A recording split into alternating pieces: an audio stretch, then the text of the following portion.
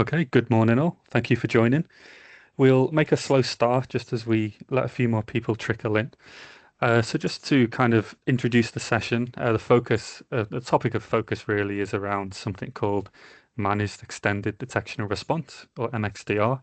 So we'll be taking you through a bit of an overview of what that is, as well as linking that back to the current threat landscape that we're observing at the moment. By way of introduction, my name is Luke Elston. So I'll be one of the hosts today. I'm the Microsoft practice lead here in CyberOne. I've been in the business now for about 12 months. Before then, I was in Microsoft itself for 8 years, and was also in PwC in a similar role as well. So appreciate your attendance. Lewis, do you want to say just a quick hello? Yeah, definitely. Thank you, Luke. Hi there, everyone. So my name's Lewis. I'm the head of cyber threat defense at CyberOne. I've been in the industry for a number of years, worked through a variety of roles, including analysts and management roles, and now sort of hold a more strategic overview and strategic position around how we manage our security services within the business. Perfect. Thank you. Right, so we will make a start. We've got a lot to get through. So just as a quick overview of the agenda, as I mentioned at the opening of the session, we'll just be going through the cyber threat landscape as it stands today and some of the trends that we are observing in the industry. We'll then just do a brief introduction into what MXDR is. That terminology is somewhat new and is not that common, so it's worth just defining what we mean by that. And then we'll go into a deeper dive, and the best way that we can illustrate a deep dive is by showing you what we offer through our MXDR service. And then at the end, we'll just be looking to give you some unbiased questions that you can go away, to the industry and ask for different providers if this is a service that you're looking for. So before I jump into all of that, I do just want to spend 60 seconds or so just telling you a little bit about CyberOne. So we've been operating in the UK for 20 years now, and in that time we've been focused all around security operations, so lots of experience in the industry. We are an MSSP. We are also 100% founder owned, so there's no private equity or other shady characters behind the scenes, dictating what we do. Our leadership team sets the direction of our business. Both myself and Lewis have a seat at that table, so to speak. That means that we're very customer focused, so we are not driven by profit. Of course, we are a business ultimately, but we are there, in the game of making sure that we deliver a high degree of value to our customer base. Something else that's worth highlighting is that we were also the first to market in the UK for a Microsoft Sentinel-based SOC. So we have, as much experience in that area as you possibly can, compared to the rest of the UK market. Now, in terms of our mission, you can see on screen, our mission is quite a bold statement. So our goal is to be the best MXDR provider in the world. It's a lofty ambition, and we think that, kind of sums up our business and our, agility and our kind of approach to the industry. And just a few things I wanted to highlight are that, when we're not in the game of just providing a service, we really do want to provide the best possible service that we can. And ultimately, we are here to stop cyber threats. That is at the foundational level of what makes a good MSSP. It's to stop cyber threats and protect your businesses. In addition to that, we do provide a full 24 by 7 by 365 global SOC service, which of course has the MXDR wrapper around it. This is regardless of sickness, holidays, or whatever other excuse you can think of. Doesn't matter. Our service is truly, round the clock with no exception. Another key kind of element to our business and our mission is that we want to provide immediate value. So whether it's an MXDR service or some other professional or managed service that you may come to us for, our goal really is to, from day one, provide an immediate value to you. That could be in terms of, during the onboarding, we'll make sure we're, crossing all the T's and dotting all the I's, so to speak. And then just to provide a bit of backing to some of the things I've said, I'll just call out a couple of our certifications. So we do have three different CREST badges. One in particular there to call out is the CREST SOC badge, which is a fairly rare certification. We also have two badges from the NCSC. one of which again is fairly rare. That's their incident response badge. And in combination, the Crest SOC and NCSC incident response in combination are pretty rare in the UK. Further to that, we are a Microsoft partner, so Microsoft is our strategic kind of vendor, I suppose. We do work, with all the major vendors across the industry, but in terms of Microsoft in particular, we are a security specialist for them. So with all that out the way, I want to jump into some what I like to call sobering statistics, which is just data that I've pulled together to basically give you an idea of the current threat landscape. So in green here, we've got the global average cost of a data breach in the last year is close to $5 million. Now that number is based on enterprise businesses, hundreds of thousands of users potentially, all the way down to businesses with a dozen users. So the global number there, the global average of about 5 million, is pretty scary when you consider that it is an average. What's even perhaps more scary is that that number has grown by 10% when compared to 2023, and it is the highest ever total for the global average. So this data in particular has come from IBM's report, which is one of probably the best regarded reports around the actual cost of data breaches. So very concerning there that essentially things are getting worse in some respects. Looking at the purple sections, AI. So around 61% of organizations have reported they fear, AI-powered attacks. We'll learn soon that really that should be close to 100%, or it should be 100% really, because the power that AI brings to cybercriminals is really quite significant. Beyond that, organizations have self-reported, around 33% of them, that is, that they are struggling to keep pace with rapid technology change and the evolving cyber landscape. To me, 33% is a significant percentage, but I think the honest number is something higher than that. In addition to that, data breaches, so around 64% of organizations have experienced more data breaches in the past 12 months. So again, the implication with all these different statistics is things are getting worse, the bad actors out there are more prevalent. Now, with that said, I'm going to immediately contradict myself and give you these bits of data in yellow. And this is really interesting. I'm going to tie all this together shortly. Just in brief, we've got the average breakout time. Just to define what that means, the breakout time is the time it takes for a threat actor to progress from initial access to lateral movement. So that could be initial access, meaning they've compromised a device or a user, and then lateral movement, meaning they've progressed their attack beyond that initial entity and perhaps now own 2 or 3 or 10 different entities in your environment. So that number, the average breakout time, is 62 minutes. Now, this data's come from 2023 because the data on the stats we have out there are actually backdated slightly. And that's actually decreasing. I'll come back to why I think that is shortly. Now, the next stat we have there is median dwell time. Again, just to define what I mean by this, the dwell time is the time it takes an attacker to remain undetected within a target environment. And again, this number is actually decreasing. So it's gone from 16 down to 10 days from between 2022 and 2023. Again, I'll come back to why I think that is. And then the final item there, mean time to identify and then contain a data breach. So in terms of identifying a data breach, it's really high, right? Nearly 200 days. It's still a decrease, 4% less than the prior year. And then the actual containment of that data breach, 64 days. So if you combine those two numbers together, it's the best part of a year. And that just highlights that data breaches are very difficult to identify. And then even the containment of them itself is very challenging. Next stat I want to bring up is that in terms of advanced persistent threats, there is 32 new advanced persistent threats being tracked as of the last year, bringing the total number of sort of major organized crime syndicates and state actors to 232. So there's 232 real big hitters out there that from a malicious perspective are very dangerous and have lots of resources and funding behind them.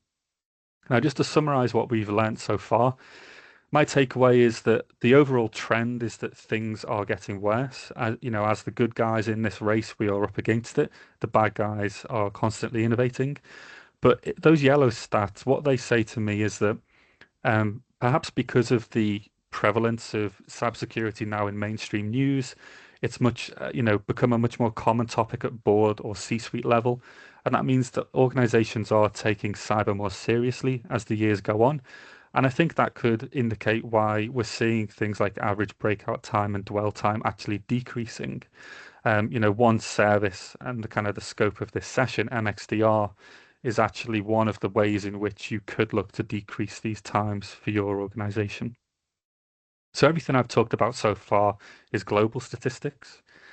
I'm just going to be a little bit selfish here and focus on the UK. I know that I've seen some familiar faces on the call who aren't necessarily UK businesses, but I'm sure you can take something away from these stats as well. So there we've got three bits of information around small, medium, and large businesses. And you can see that, pretty much, at minimum, 50% of UK businesses have experienced an attack or breach in the last 12 months. Now, one thing I would highlight here is that these are businesses who know they've been attacked. The real world numbers will be worse than this because there will be plenty of businesses out there who just don't understand that they've been attacked. And that could be because they don't have the ability to detect threats. And that's again something where an MXDR service would come into play. Now, in terms of the prevalence of attack types, phishing, as always, is right up at the top. So 90% of organizations were targeted by phishing in the last 12 months. Huge, right? And the reason is the human is ultimately the weakest link. That's why phishing is so prevalent. And then another crazy number. So closing on around 8 million instances of cybercrime in the UK in the last 12 months. The UK doesn't have a particularly big population, so seeing 8 million individual instances of cybercrime is quite worrying. Beyond that, in yellow here, we've got the percentage numbers of small, medium, and large businesses that have an incident response plan. So we can see the trend here is that smaller businesses don't have a plan, larger businesses do tend to, but really we want these numbers to be reading 100%. Regardless of your organization size, you need to at absolute minimum at least have an incident response plan. And this is just the plan. The plan obviously doesn't do anything unless you execute that plan and it works well. So seeing these numbers as low as they are again is not great. And then the final bit of information here is just that 34% of organizations report cyber attacks or data breaches, and the ones who do report those things directly to their MSSP. The reason for that is that they don't really have anyone else to report it to. But the main thing I want to highlight is that this number is pretty low. If we consider the green statistics and compare them with that orange number, what we're seeing is that, around 50% up to 74% of businesses in the UK have experienced an attack in the last 12 months. Well, in that same 12-month period, only 34% have actually reported those events. So there's something not quite adding up there. Just to move us along, I just wanted to take kind of a quick look at this visual. So this is taken from Microsoft's data breach report. The main thing that I want to highlight here, I mean, you can probably tell just looking at this information that these are the most targeted countries from these different geographical reasons. So in the Americas, as you would expect, the United States is the most targeted. In the Middle East and North Africa, Israel is the most targeted. In Europe, Ukraine is the most targeted. All these are fairly intuitive. The main thing I want to highlight again, just a bit of a UK bias here, is the UK is the second most targeted in Europe. That is significant. The reason that matters to you is that these nation-state threat actors, they are bad actors who may perform hacking or sabotage, misinformation, data theft, and a range of other cyber crimes. And they're performing them typically on behalf of a country. So, for example, Russia, China would be the obvious examples to give here.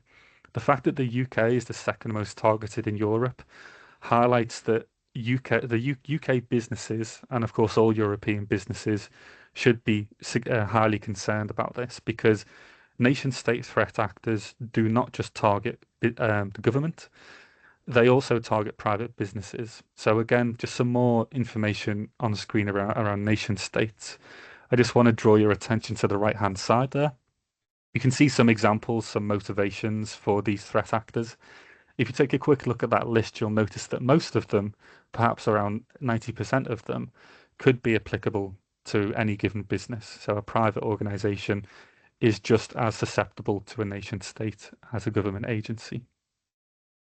So with that said, I'm just going to hand over to Lewis, who is going to give us a bit of a quick tour over the impact of AI on threat actors. Yeah, thank you, Luke. Some pretty sobering stats there. And I just want to talk a little bit about the underlying reason that some of these stats to do with how many attacks we're seeing are trending upwards.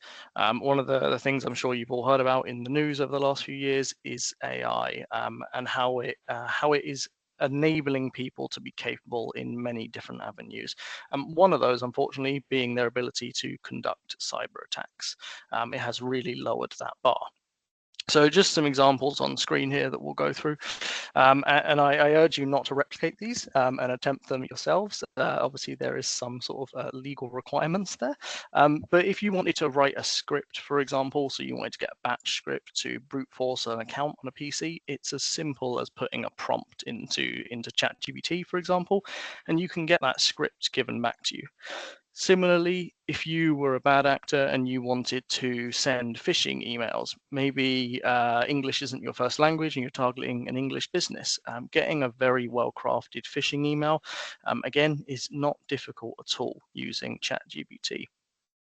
And additionally, if we look at, if you move on, if you need to gain knowledge around a particular, say, CVE, around how you would exploit something, you can again leverage AI tools to be able to complete this. In this example on screen, ChatGPT has gone out of its way for me. It's explained to me what the CVE is.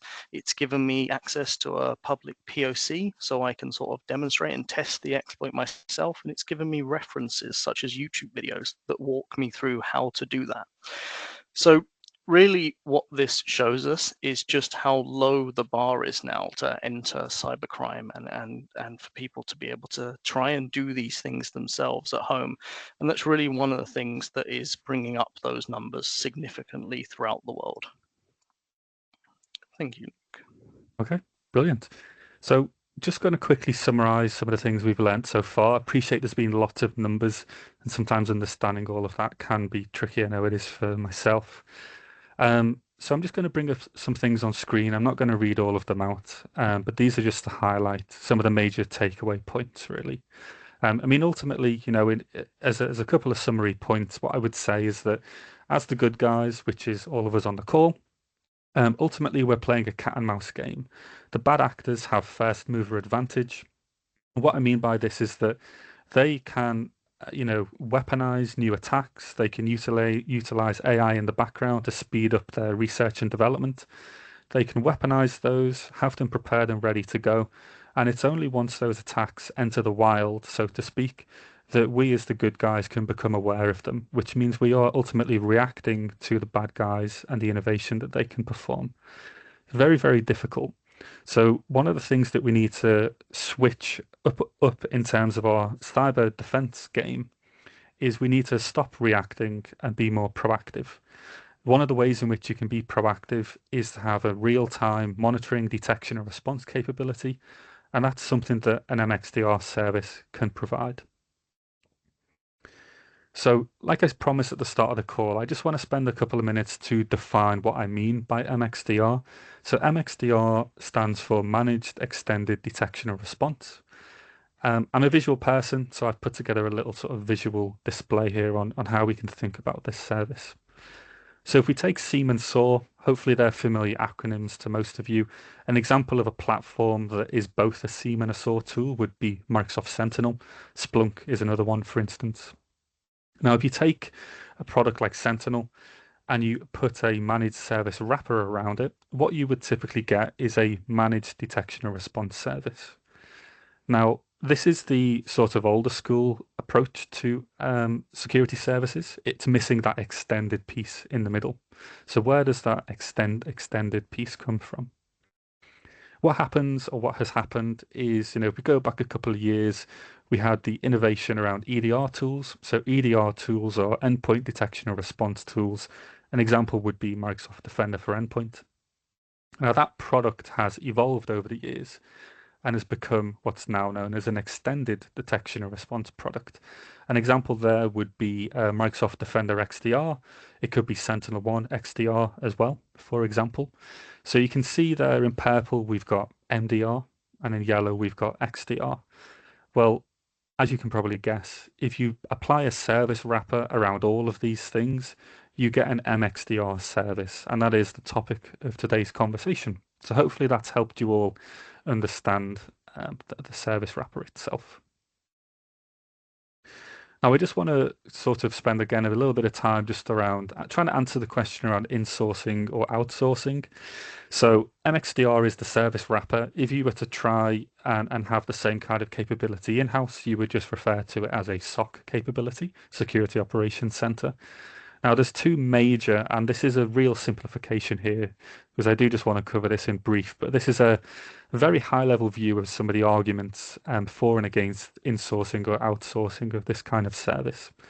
So the number one thing really comes down to staffing and cost. Now, in a nutshell, what I want to highlight here is that if we think of the 24-hour period, we split that down into 8-hour shifts, we get 3 lots of 8 hours. Now, that would, might mean, for example, to cover a 24-hour period, you might then think, okay, we need to hire 3 individual analysts who will each have an 8-hour shift, and that covers that window of time. But the reality is that you can't just go with 3 because you ultimately need more than one person on a shift. Because what happens if someone wants to take a lunch break? What happens if they go into the dentist or they're sick? You need to have some level of resiliency. So what that then turns into is that you may end up with 5 or 6 full-time analysts just to cover a 24-hour window. One of the reasons you would have that, you'd have some overlap, is that you would want the shifts to enable a warm handover, so that if there is any incidents that need handling or responding to, there is a warmer handover between the analysts. Now, let's say you've gone for hiring 6 individuals. That gives you pretty much good coverage of that 24-hour period. But of course, we're not factoring in things like people taking annual leave, people having long-term sick, Christmas, Easter, whatever holidays you may have in your countries. It also doesn't consider alert fatigue and staff turnover. So what we really end up with is to try and have a robust SOC that has enough members of staff to cover you regardless of world events, regardless of what's going on at a company level or even at the individual level, is you end up needing between 6 and 8 individual analysts to give you that full coverage. As you can imagine, that's pretty expensive. So you don't just have issues with the outright cost, but there's complexity in hiring, there's complexity in training those staff, keeping them busy, keeping them engaged. You have certifications to keep up with. You need to consider career progression, of course. And naturally, you will have some staff turnover. So you need to have some kind of hiring pipeline as well. Now, the second challenge that comes to kind of trying to insource this service is that the actual technology you need, so the infrastructure, the tooling, can be quite complicated. So yes, you could just go ahead and purchase Microsoft Sentinel, and that would get you, let's say, 70% of what you need. But really, that isn't good enough. If you want to provide a proper, robust service to protect your business, you need to go all the way with it, which means you're now looking at bringing in other technologies to supplement Sentinel. And the costing just compounds. It also becomes challenging because you need your staff to understand and be able to operate all these different pieces of technology. And of course, that requires additional training. It means you have to look for skilled individuals that have relevant experience in the technologies you've invested in. And all of this just leads to cost complexity and a variety of other challenges. So these are some of the risks that comes down to insourcing, and therefore most businesses understand that an MSSP like ourselves can offer this kind of service at a much cheaper cost when compared with bringing it all in-house. Okay, with that said, and now that we've defined MXDR, we're just going to jump into a bit of a deep dive. And like I said at the start, the best way we can do this is to tell you about our own service, just to give you a feel for what MXDR can contain. So I'm just going to hand over to Lewis again, who's just going to take us through some of the stats that we're seeing on screen here. Yeah, thank you, Luke. So obviously, Luke had touched at the start on our mission as CyberOne, and it's sort of being focused on delivering value. And one of the stats Luke had highlighted, I think it was on slide 3, was in relation to how quickly threats can break out and how quickly you need to react to them. So our mission is focused around delivering excellence, but we make sure that we adhere to really strict timelines to ensure that we can detect, respond, triage, and deal with any threats that occur in your environment. So the stats that you can see on screen at the moment are from within our own internal SOC. Essentially, I'll run through them one by one. Our MTTD describes the time between an event occurring and the ultimate alert being triggered. According to cybersecurity bodies, like Luke said earlier, the mean dwell time is around 10 days. So we're really proud of this statistic. Our mean time to respond indicates how quickly we can get human eyes on every single alert, and at that point we can make decisions about whether we need to enrich the alert with more information, whether we need to take immediate containment actions, and this allows us to very rapidly respond effectively to every single alert that we receive. Now, our mean time to triage represent the point at which we have fully understood and appropriately acted on any detection that we receive. And as I said, making sure we follow these strict timelines and objectives at each stage ensures that we can stop attacks as early as possible. Thank you, Luke. Okay, brilliant. So I'm just going to bring up on screen an example of a typical SOC architecture. Now, this is, like I said, an example. It isn't meant to be a particular organization, but it is fairly representative of a typical business that we may engage with. So this blue box, this is the boundary for the example organization. And the main thing that I want to highlight here is that the data that we operate on to provide the MXDR service never leaves your control. This is extremely, extremely important because it means your business retains control over that data for the lifetime of our contract and service with you. What I've just brought up here is just some example data sources. Now, in terms of what we can ingest into Sentinel, which is our product of choice here, there isn't really any limitation.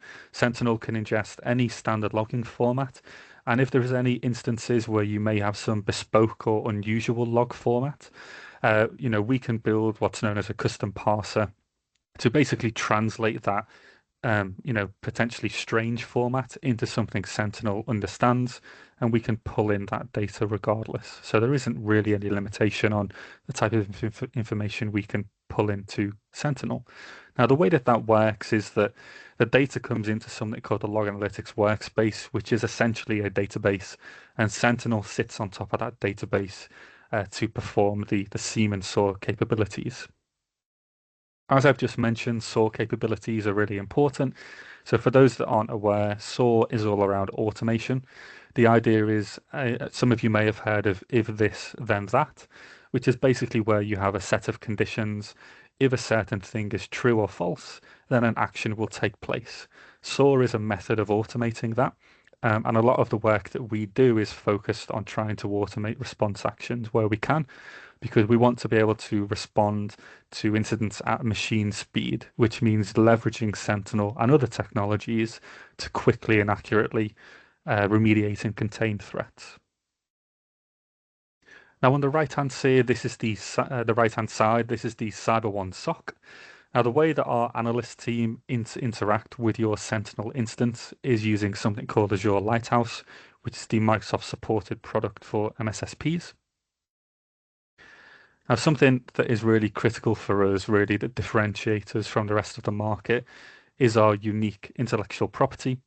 So Lewis is going to be taking you through these shortly, but just to briefly call them out, we have something called Athena, which you will understand soon, Iris, and also Hyperion.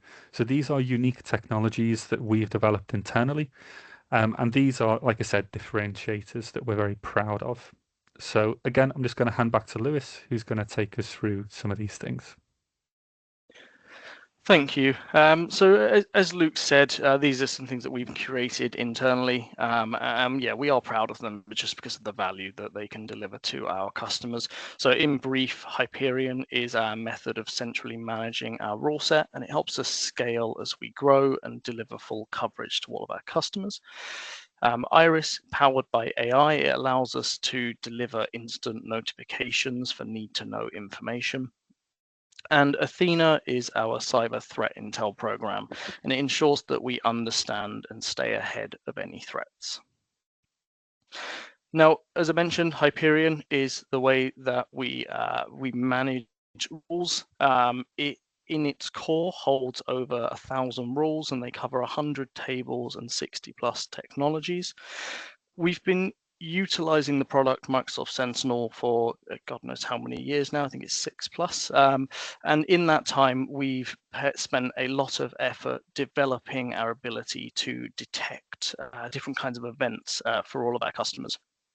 Hyperion brings all of that together, and via an Azure DevOps connection can make sure that all of our customers receive any updates that we apply to any live rules, and that any new rules we develop are automatically deployed to each of our customers, ultimately ensuring that they have as much coverage as possible for all their technologies across the whole MITRE framework. Now, just to define that, the MITRE framework defines the points and the types of tactics and techniques that are being utilized by threat actors. Now, there are a lot of benefits for our customers to utilizing Hyperion, but it also brings benefits for us internally in the efficiencies that we get from utilizing this instead of having engineers interacting with their customers' SIEM instances directly. What this means is that they can utilize that time to ultimately deliver other value back to the customer, whether that's through helping them review configurations of the products they're using to ensure they're up to best practice, or any other task that might be relevant to that client. Hyperion helps deliver us that efficiency. Thank you, Luke. So, secondly, Iris. It's a component of our SOC that helps us to deliver real-time notifications to our customers. Now, it's built within Azure, and essentially how it works is it takes data from any detections that we receive, it pulls that together, and it runs it through our own Azure OpenAI instance to package the information up and make determinations, and then send that back to our customers so that they can make the correct decisions based on the event that's occurred.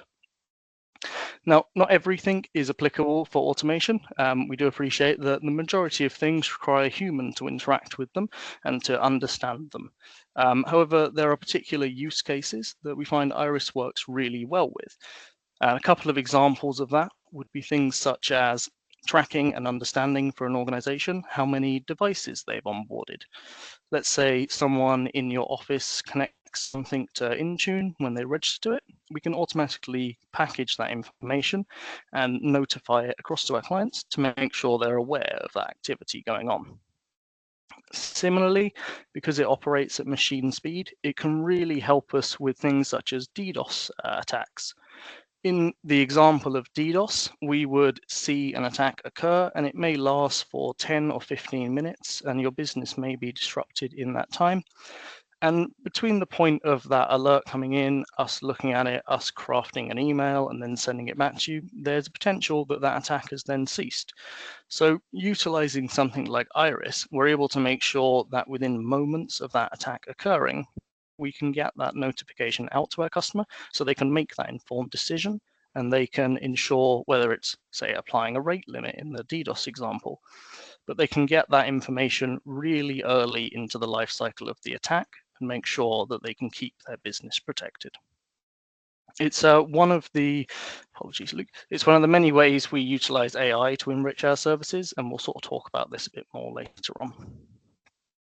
So, thirdly, our Athena program, it's a cyber threat intelligence platform that we utilize internally, and it helps us to stay ahead of any threats that are occurring in the wild.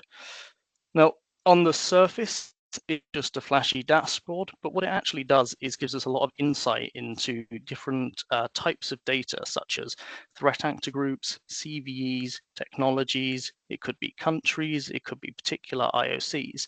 And utilizing a STIX framework brings all of those bits of information together so that we can see how they correlate. Not only can we correlate them to each other, we can also correlate them to particular detections in your environment. Let's say that we saw a particular IP address attempt to log into someone's account. We could review that IP address and see that it's used by maybe group Fancy Bear, for example. And then we can use that information to see what the attack lifecycle would have looked like, and ultimately make sure that protections are in place along the entire attack lifecycle to keep your business safe at every stage. Thank you, Luke.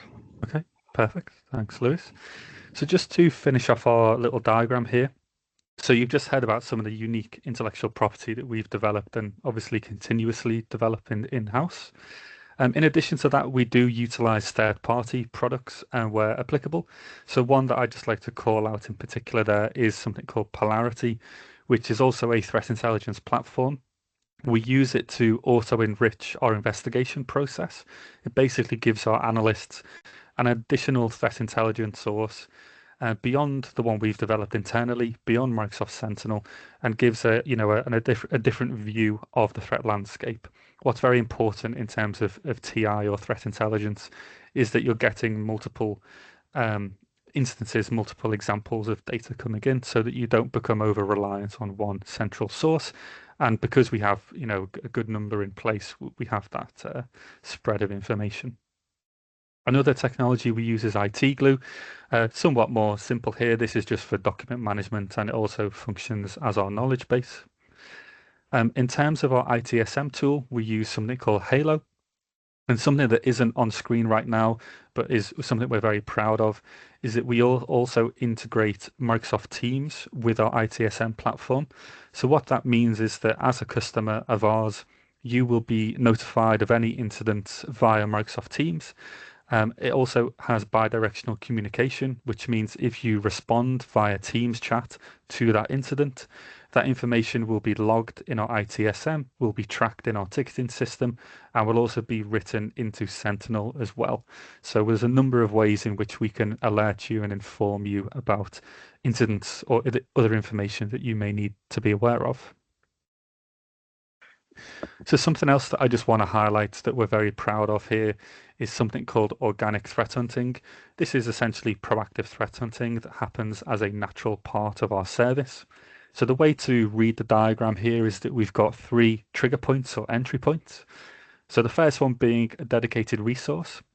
This is where you may have decided that you want CyberOne to give you a certain number of hours per week or per month in which we will dedicate one of our analysts to perform threat hunting specific to your environment. So sometimes an example might be 8 hours a month. You want some dedicated time where we will do that explicitly for yourself. Now, beyond that dedicated resource, there are other trigger points we use. The first one here is simply that we've come across some new threat intelligence. This could come from Microsoft Sentinel, Polarity, or Athena, which is our internal TI tool.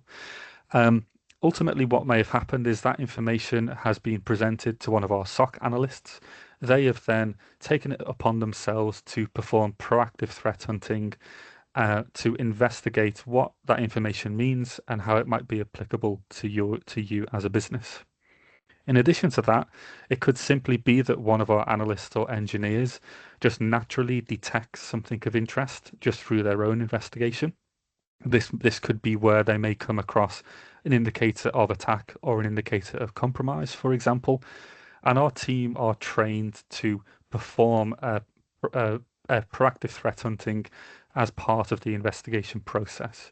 Now, what this all really means at the end of the day is that once that threat hunting has been performed, if we then need to develop a new rule, perhaps tune an existing rule, maybe we need to even re-architecture Sentinel to add in a new data source or modify an existing data source. Maybe we need to build in some new sort automations. All of these things are likely outcomes of this natural part of our service, this threat hunting. What you'll also notice from the diagram is that it is cyclical.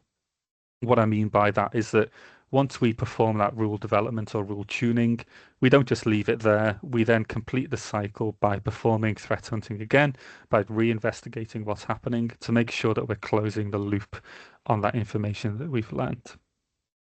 So again, I just want to stress that every organization that has a service through ourselves will benefit from this capability.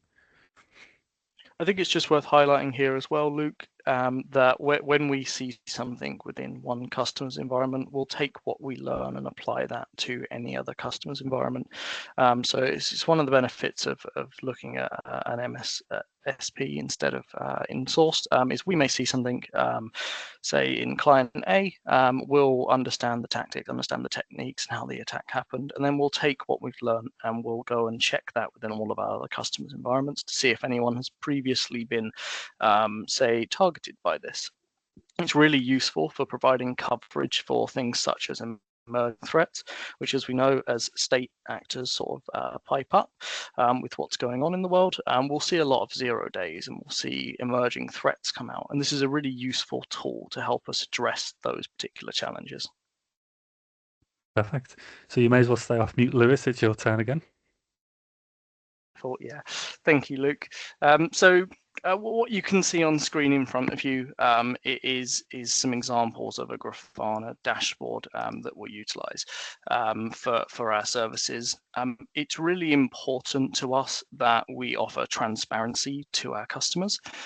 This ensures that they can see everything about their service, how tickets are doing, how data's doing within their SIEM, and ultimately get a clearer picture of what's going on in regards to their security.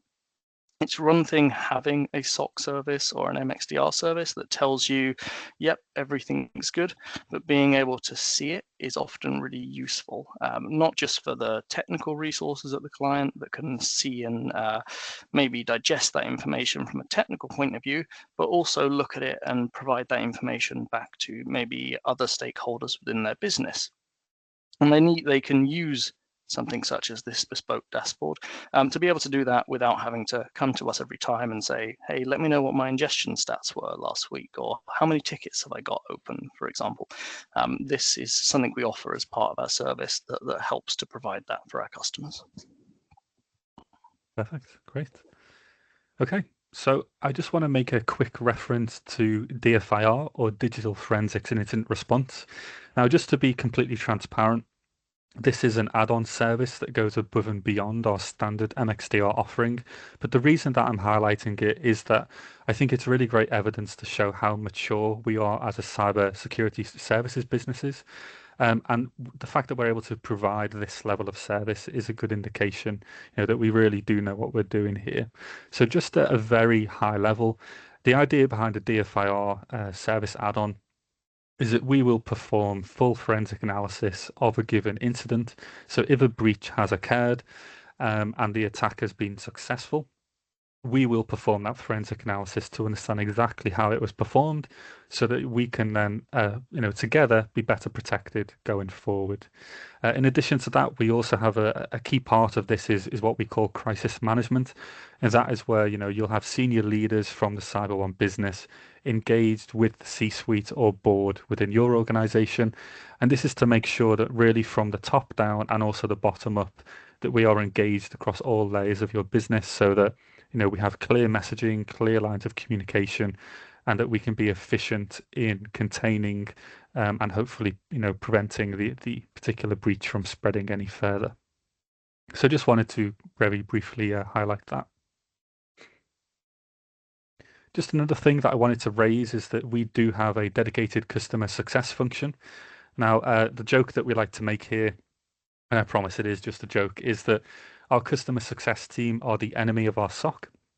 And the reason we like to joke about this is that ultimately they are on your side. The customer success team is there to make sure that you as the customer are happy with the service, that we're providing a continuous high level of service, and that any questions, queries, feedback you may have is taken on board, taken seriously, and isn't lost in the ether.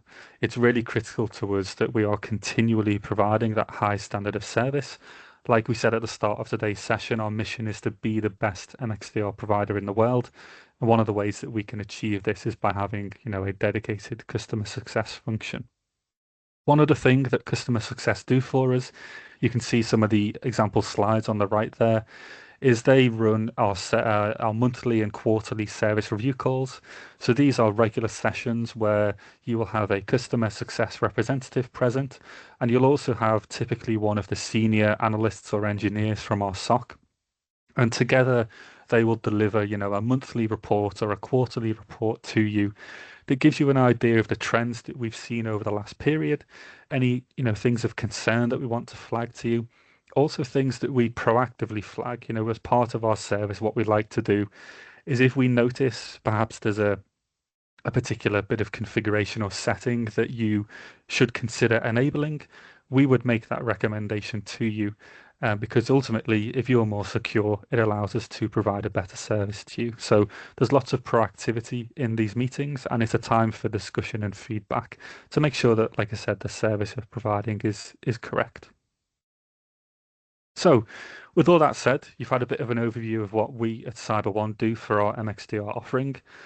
What we just wanted to close out with was to really give you a view or some ideas about how you can understand, of all the MXDR providers out there, which is the right one for you. So I've just put together a list of some questions here. They're going to slowly appear on screen as I talk. I'm not going to go through all of them, and there is just 18 in total. Of course, there's probably hundreds of individual questions you could ask, but just some of the things on screen that I want to highlight is number one up at the top. Is the provider transparent around their SLAs? So Lewis talked about some of ours at the start of the call, where we had a mean time to detect, respond, and triage. Does the provider, are they boastful of these things? Because if they're not openly talking about them, it could be that their SLAs, are perhaps not that competitive. Other things to understand, what does the onboarding process look like? How long does it take? What effort is required from your side? How are the rules of engagement agreed? Again, do you have any control over what what is agreed in those rules, or is it dictated to you by the provider? Do they use AI? What level of automation, what level of machine learning do they have in their service? Is it an entirely AI-based service, or is it actually a human-led service that utilizes AI as an enrichment? I would suggest the second option there is the way to go. How do they actually charge for the service? Different providers do things in a different way. CyberOne in particular, we do not charge you per data source. We don't charge you per data volume. The way that we put our pricing together, just to be very transparent, is that we use a per user model. We believe that this actually is the fairest and most advantageous model for the end customer. The reason is that if you think of a given user in your business, they will have at least a device. They may have a mobile phone. They presumably will benefit from some applications or servers that you may have in your infrastructure. So by pricing per user, we can actually capture multiple devices or multiple entities in that one unit price. Whereas, if we were to price per device, that number may actually increase because, you may have more devices than users. Other things to consider, so proactive threat hunting, we talked you through how we use what we like to brand as organic threat hunting. Is there a dedicated customer success function? And even simple stuff, so is the service a true 24/7 by 365 service? And if it is, how does the provider achieve that? Do they have offshore resourcing? Is it all done in the UK? Is it a follow the sun model? How all that works is quite critical, and it may drive your decision.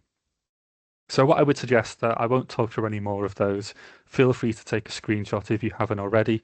I will also say that this is being recorded, and the recording will be shared along with some of the content too. So if you've missed any of the slides and not taken screenshots, you will be able to at a later date. I Okay, just want to so jump in. Sorry, go on, Lewis. Luke, for a second. I just want to say, obviously, when you're looking as a business to make a commitment to an MXDR or SOC service or similar, obviously that's a long-term commitment, and it has a big impact on your business. I mean, I'm sure we've all seen the news from the last couple of years. Some businesses going under, some businesses being significantly financially impacted. So when you're having conversations with those providers, don't be scared to ask a lot of granular questions, really dig into the weeds of what they do and how they operate, because ultimately it will yield the best result for your business. Yeah, absolutely. Okay, so with that said, that's all the content that we've got for you today. So of course, thank you for listening. I believe we have had a poll running in the background, so I know there's been some questions in there. We may have some other questions as well. So we've got a little bit of time left. So if there is any questions, feel free to pop them in the chat, and myself and Lewis will do our best to answer those.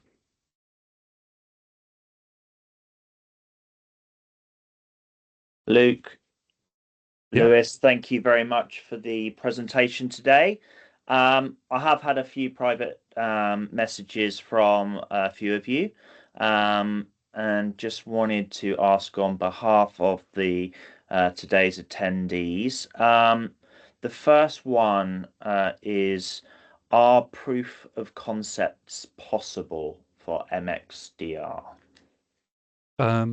Yep. So, I mean, certainly for ourselves, they are. So we like to call them a bit cheesy, perhaps proof of value, because ultimately they help, they're good for us, they're good for you. But yes, we do provide proof of concepts, and that's something we can discuss, privately with the people who are interested.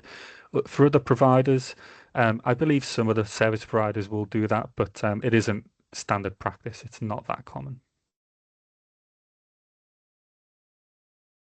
Perfect. Thank you, Luke. The second one, probably something many of us can identify with. Our budgets are limited. Are there lightweight options available at a lower price point?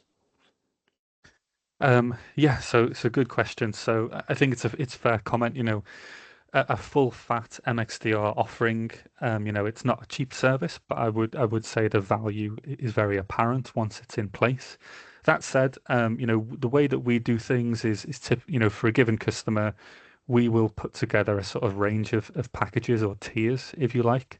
We do have a sort of a base tier, a middle tier, and a high level tier, that are intended to be positioned for different size organizations with different requirements and different needs. So we do have the capacity to offer a slightly modified service depending on budget constraints. Absolutely.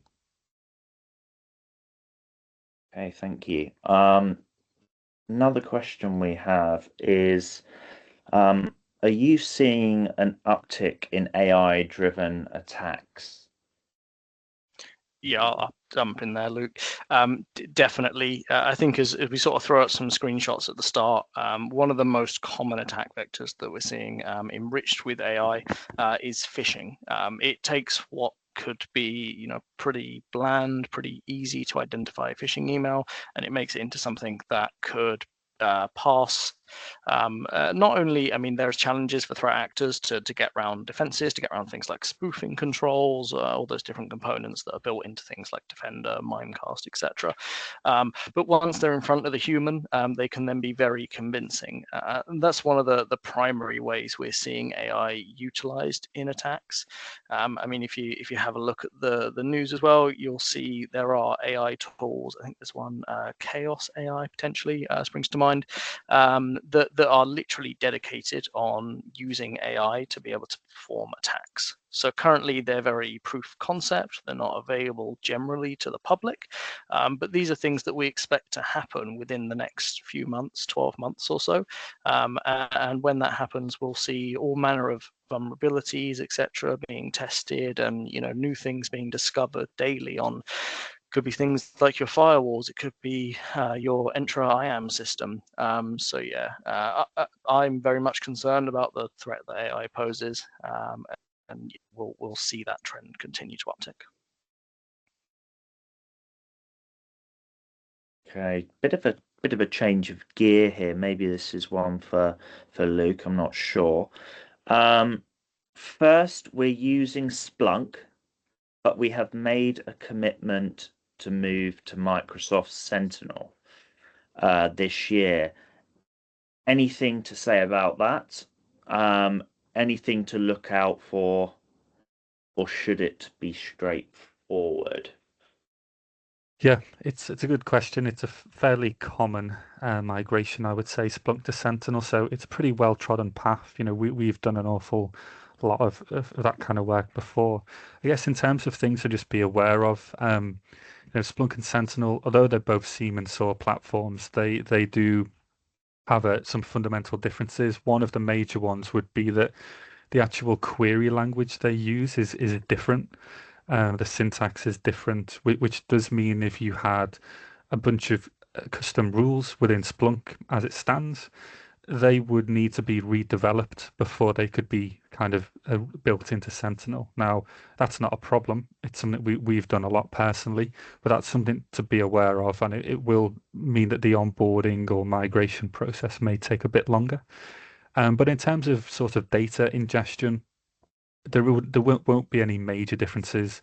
You know, providing you're using the most recent Splunk Cloud offering and not the old on-prem capability, at least. You know, Splunk Cloud to Microsoft Sentinel is, like I said, well trodden. So I wouldn't be majorly concerned. It's that query language element that may change things, at least in my view. I don't know, Lewis, if you've got anything further to add on that.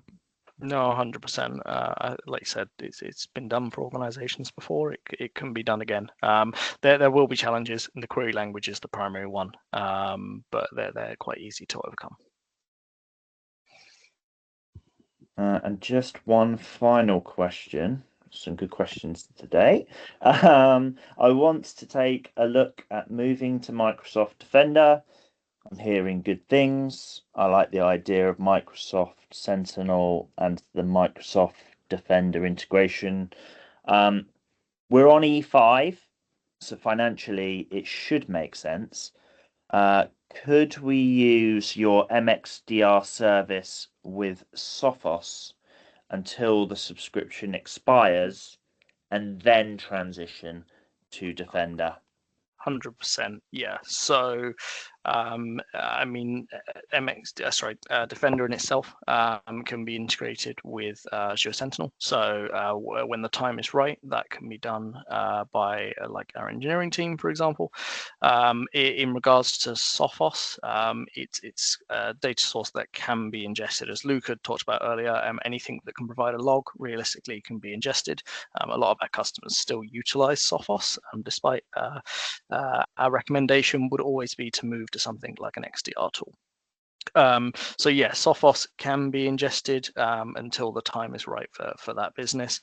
There's a lot of automations and SOAR capabilities that we can do with Sophos as well, so we can give fairly good coverage with that tool. Yeah, absolutely agree. I think just while we're on the subject of Microsoft, it brings something to mind. So this is a hot off the press announcement. So those of you within M365 Business Premium level licensing, Microsoft have just, as of last Friday, it now allow you to purchase the E5 security add-on alongside your Business Premium license. So this was previously not possible.